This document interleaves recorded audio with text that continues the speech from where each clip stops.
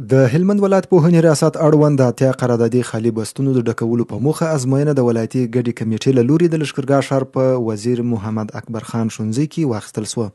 په دې ازموینه کې شاوخوا 1050 تنو ښوونکو ګډون کړی و چې د ازموینې ټول بهیر په بشپړه شفافیت، منظم ډول او د ټاکل شویو اصولو او طرز العملونو له مخې ترسره شو. د پوهنې رئیس مولوي محمد عوض انصاري د ازموینې ګډونوالو ته وویل چې د ازموینې په بهیر کې به بشپړه شفافیت مراعات کیږي او هر ګډونوال ته به د هغه د وړتیا او استحقاق له مخې حق ورکول کیږي. نوموړي زیاته کړه چې د شفافیت د لا پیاوړتیا په موخه د ازموینې پوښتنپاڼې په څو ساعتونو کې چمتو او تنظیم شوي، ترڅو ټولو ګډونوالو ته د هغوی د علمي وړتیا پر بنسټ عادلانه نمرې ورکړل شي. د یادونې وړ ده چې دغه ازموینه د ښوونکو لپاره د وړ، متعهدو او با صلاحیته اشخاصو د جذب په موخه یو مهم ګام ګڼل کیږي